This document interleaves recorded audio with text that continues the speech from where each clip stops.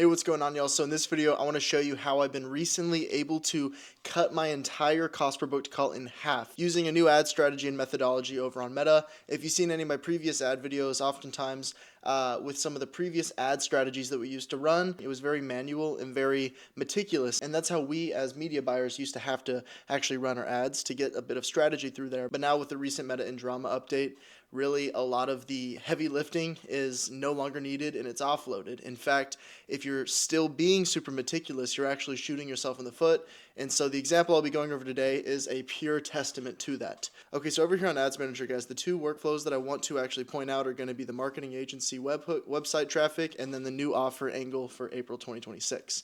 So notice on this one, I spent $1,700, so plenty of spend to go through and actually validate this funnel, in which case it was costing us almost $180 cost per booked call, which was super pricey, not to mention the CPM was super high as well. Look, CPM $92 average, so it was really expensive to reach people. It was like expensive cost per click.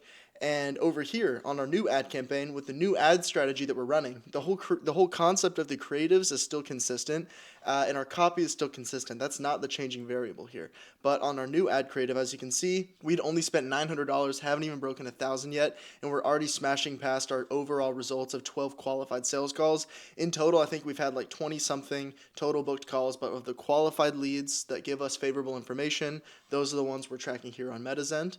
Cheaper cost per click, cheaper CPM, everything across the board. Now, I want to explain a few things so you understand like the methodology behind this, and more specifically behind the Andromeda update and how we actually need to be operating, right? The old way of doing things, I was literally breaking even. As you saw, it was literally $178 cost per qualified call, which is super pricey. If you're a fellow marketing agency yourself, you may be even seeing more expensive rates. I've seen some as high as $300 cost per qualified book call, which is just way too expensive. We can easily be getting under triple digits, as I just showed you, using this method. So essentially, the idea is that the old playbook, it used to be, okay, you're going to split a bunch of ad sets, you're going to allocate a specific amount of budget here, specific amount of budget there, and allow Meta to optimize. It was very manual. It was almost like we were doing a science experiment with different ad sets, if that makes sense. However, nowadays, Andromeda's job is to find the winning combo of the ad creative, the audience, and the placement, and they're successfully now able to do it way faster than us marketers can actually run through testing to see what works in itself. Ultimately, what I'm getting at, if you set up your settings in a particular way for your ad campaign to where Meta's taking the reins, you'll overall likely be moving a lot more efficiently, spending more efficiently, so you'll get a cheaper CPM, better cost per click, and overall more results just by trusting Meta more, essentially is going to be the main substance of this whole video. And ultimately, like for us as marketers, what we can do to promote Meta's whole ecosystem and essentially to still get good results, the one task that's still on us as marketers is going to be continuing to add new creatives. I promise you, even if you have a winning campaign this month, it's not guaranteed for next month. So what you need to be doing to mitigate creative exhaustion and always have a sustainable engine of ad creatives that are producing good results is going to be by constantly introducing new creatives. I'm going to go back into my ads manager here in a bit and go a little bit deeper into how I'm actually structuring these. But guys, on a bi-weekly basis now, I'm launching new creatives for myself or for any of the clients we're launching for. That's all we're focusing on because that's where all the focus needs to be. Badass creatives, great copy, a clear message, and then of course the funnel comes into it as well. But for the actual launch and letting shit ride on Meta, you don't need to be very meticulous with your audience targeting, and more importantly, what I'm going to get at is going to be how you're allocating your budgeting. This is what's killing you. You are currently incinerating money if you're still doing ad set budgeting. The whole limitation with ad set budgeting is that we're giving it fixed daily budgets. So imagine a $50 budget on a shit creative. Meta does not want to spend on it, but you're force feeding the spend. You're literally cramming the $50 down Meta's throat. Be like, spend this, spend this, spend this. And when you have multiple different ad set tiers, let's say your entire budget's $100 and you're force spending $25 a pop on 4 ad sets. It doesn't matter if it's a shit creative or it's a good creative. Meta's going to take the money and it's going to spend it, right? So what you're doing now is you're inefficiently spending. You're going in blind and inefficiently spending on bad creatives because Meta has to spend it because you're telling it has to spend it, essentially.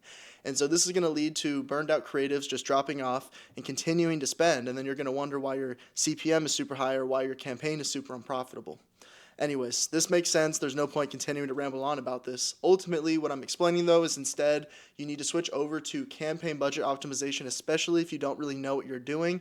CBO is going to allow your creatives to allocate properly, and so if you have a shitty creative, Meta straight up won't spend on it, or if you have a creative that's more of a supporting creative to a primary converting creative, Meta may spend a little bit on it with the intention of showing it for a frequency perspective. So another benefit to CBO way of doing things is one, us as marketers, we can just continue to launch new creatives now, and Meta will dictate and decide how it's going to be spent from there.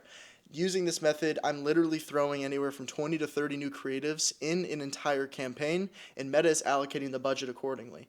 Like, there could be some instances where only a couple of the creatives are going to get most of the attention. As long as I'm getting conversions, as long as I'm getting good book sales calls, I'm not going to change a thing about this. And since I've had this mindset, and since I've trusted Meta more and actually just posted creatives and let the campaign budget optimization do its thing, that's how I've been able to successfully shrink down from $178 cost per book qualified call to an $80 per qualified book call, and my CPM is cheaper. So it's now more efficient for me to reach more people. For that same $1 that I was spending prior when I was doing forced ad spend budget, I'm now reaching more people for that same dollar. So I'm getting more leads, I'm making more money, it's cheaper for me to get business through the door. Everything about this strategy is literally made me more profitable. So here's two pillars now that are post the Meta Andromeda update going into 2026 of what's actually going to be the things that are going to be most impactful to you. Like I said, it's going to be creative quantity. If you only have a couple creatives and you're spending anything over $50, I'm telling you, your ad spend to creative ratio is off. If you're doing $50 a day, I'd recommend at least 10 creatives. If you're pushing up to like $80 a day, then you can get cooking on like 20, 30 creatives. Anything over $100 budget, I would have like 30 plus creatives in motion at any given time. And listen, when I say 30 creatives, Meta is not going to spend on these 30 creatives. Some of them may never see the light of day as far as like a dime to their account. I mean, granted, Meta is going to spend a little bit on it, but ultimately what I'm getting at, let's say it spends $1. Even $1 is sometimes in Meta's book enough to dictate if it's going to be retired. But letting Meta do its thing, going into pillar 2, let Meta hold the reins on spend. The mistake that everyone is making right now is they're like, okay, I'm going to try to find a winner. I'm going to force this winner. Oh, I think I found a winner because I'm getting good results on this one. So now I'm going to cut off all of my other ads. I'm going to turn all of my other ads off because I found this winner that's getting me, $50 cost per booked calls on day 1. Suddenly, going into week 2, week 3, that one winner creative is suddenly doing shit and you have no more supporting creatives. The biggest importance to why I'm preaching having to do creative quantity is because you're building an ecosystem, especially if a lead is scrolling and they see that one winner ad of yours. And let's say they click over your funnel, they don't convert though. If they see that same creative again, they're going to scroll instantly. They already know the pitch. It's this guy again. I've already seen his funnel. I already know what he's selling. Comparatively, if it's simply just a different creative on screen, that little switch is now a greater likelihood that the lead is going to stop and scroll. And when it comes to probabilities, even if it's a small percentage increase of a lead actually stopping, that is how we actually capitalize on a successful ad campaign. Now imagine, entire ecosystem where they're constantly seeing fresh creatives from us. That is how you build a proper operation. So again, I think I have I don't even remember, it's either like 24 or 28 different creatives up right now, all targeting from different angles. But the idea is I'm letting Meta do the spending and we're just giving it full reign. So once you finally got some good quality creatives through the door, your name of the game is just to have different angles from it, whether that be testing different hooks or testing completely different scenery. This is all basic stuff, of course, but just having different creative variations. Don't stick just to the same formula each time, but from some of your winning creatives, introduce something new to it, a new twist, and that's how you're going to stay new and fresh and lively with the different creatives that you do. You can even test different mediums, whether that be AI UGC, static videos, maybe a demo video or a client results video or testimonial video, so it's more warm. Again, even down to that, if you post a testimonial video, Meta is smart enough to understand that this is a testimonial and this is more of a retargeting one, and it's going to show it to previous engagers rather than fresh faces. It's that impressive now. So ultimately what I'm getting at is go off campaign budget optimization. And again, here in a second, we're going to jump into Meta and I'll show you exactly where to click on that in case you're confused on where that lies. It's super straightforward though. But again, I can't reiterate this enough. If you're doing ad set budget, go ahead and stop right now, because it's just making you force feed, spend to Meta, and that's why you're inefficiently spending right now.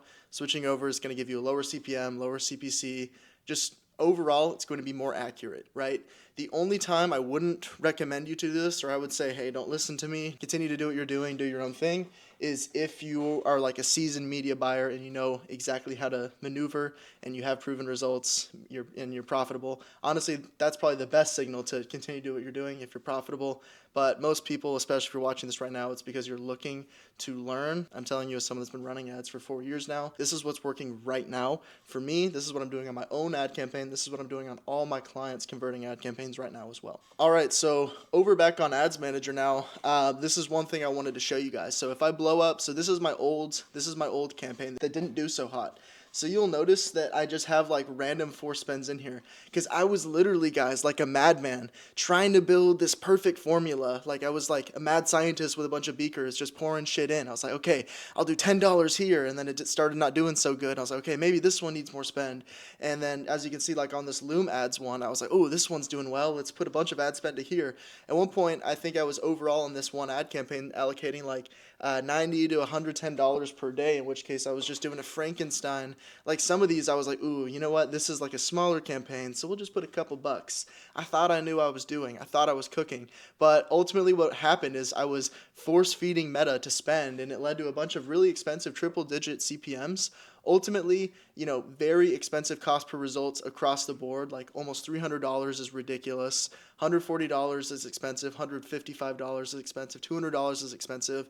So very inefficient way in which I was allocating all my creatives. Literally, if I had just done campaign optimization budget, not changed a single thing else, I would have likely been way more profitable on this. And if you look in here, I had plenty of different ad creatives. The actual creative volume itself wasn't the problem. I had plenty in here. Comparatively, if you look on my new campaign that's been profitable, it's because I'd been allocating it successfully. You can even see I've even translated some of the same exact creatives from before. The only difference is these analytics are a lot more attractive. Like look, this ad set is getting a majority of the spend, so this is the moneymaker. However, that doesn't mean that these other ones are useless. They still provide an impact. Like I said, they're supporting variables. They may be providing additional education. This one, for instance, testy ads. It's literally ads like showing testimonials to some of my clients, some of the results I've gotten, right? So that one's still providing some sort of impact to the overall ecosystem. And listen, I'm getting $80 overall cost per qualified calls. If you look more specifically in here, we're saying $60, $69, $30. Like we can run that all day, right? And more specifically, I've already cash collected a few people, so we have a solid ROAS on this, meaning all flags are pointing to don't touch this campaign. If anything, just continue to introduce new creatives into it. And if I open this one up a little further, you can see all the different creatives that we've gotten here. We have a whole arsenal and a whole army of them in here. With the one objective of pushing over to the funnel, booking a call with me, right? Yeah, and like I said, just to show you guys where this is at, so when you're actually setting up a new campaign for the first time, it's going to be over on your campaign level under budget, and then you just put campaign budget right here, and then put your limit, and then it'll say automatically distribute under your budget to the best opportunities across your campaign. So it'll automatically allocate as it sees best, right? Even if you already have a pre-existing campaign that's live right now, it's not too late. You can still switch over to this. So go ahead and do that. Give it a week or two of ad spend, see what happens, you'll thank me later. But yeah guys, that's all for me. And one last thing, I've currently been cultivating the Scale Agents Inner Circle. So I'm going to get into this on some future videos. A big portion of this channel was talking a lot about go high level automations, make.com automations, N8N workflows, and all that good stuff. I have recently completely eradicated the need and use case to use make.com because we've recently been building out custom automation flows to where we don't have to use third-party platforms. We're no longer slaves to other people's software where they're white labeling stuff. Ultimately, I'm providing a ton more automation tutorials and videos within the Inner Circle community. Along with that, we're going to have a ton more updates on our ad strategies in there, a full Andromeda era meta playbook. It's going to cover creative briefs. It's going to give you a full roadmap on 20 to 30 ad creatives that you can actually launch and schedule within a month's period to actually get a high converting campaign. And one thing I just want to say as well, if you're a marketing agency or AI automation agency and you're looking for a network and you're looking for a group of guys that is in the space right now and they're currently grinding on the entrepreneurial journey, if you're looking for that community of people, this is exactly what we're going after. We've had a handful of people over the last several months that have joined the Scale Agents Inner Circle community, taken our automation flows, or honestly just by being around like-minded guys, joining the weekly calls, being able to learn from one another. I've even learned a thing or two from some of the people that joined, and that's ultimately what I'm trying to cultivate. You know, separate from the automations, the real benefit is the network that we're building. So if you're looking for your network of guys in the space, I promise you having some eyes in the sky and seeing what other people are doing is going to allow you to actually move in the right direction towards your business. And again, this isn't a sell. In fact, if you're looking for a quick win or think joining is suddenly going to make you rich, don't fucking join. You know, the caliber of guys that we have in there is, you know, the type of people that are go-getters, genuine entrepreneurs, like actually want to make something of themselves. So if you're looking for like an easy way out, then this isn't a community for you. But if you're a hard worker and more importantly, you want to network with like-minded guys in the AI automation space, you want access to all my automations, all my secret sauce in the back end, and those live weekly calls that we do, go and click the link down below. There's a video that explains everything that's included. And I know I've been dark for a minute on this channel, guys. It's because I've been cooking up a ton in the back end. Claude Code has been my best friend lately, so I have a ton of awesome new tutorials coming out for you guys. Again, like I said, I've completely eradicated the need and use case to use make.com. So even as far as the AI appointment setters that I built out, there's a ton happening in the back end that I'm about to launch for you guys. So stay tuned for that. I know this last part was a bit of a ramble, but I know for some of my OG subscribers, I just wanted to fill you guys in on some things. I'm still running the AI agency, and in fact, I've recently restructured the way I set up my builds. I've already rolled them out for several new clients. We are moving in a great direction, and I'm just in general really looking forward to just the future of the industry, because we're going to take over. Scale Agents is going to be a name to remember. And on that note, guys, I do really appreciate all the support that you've been giving. Again, we're fully back here on the YouTube grind now. It's been about a month downtime, but we're ready to kill it. All right, guys, we'll see you in the next video.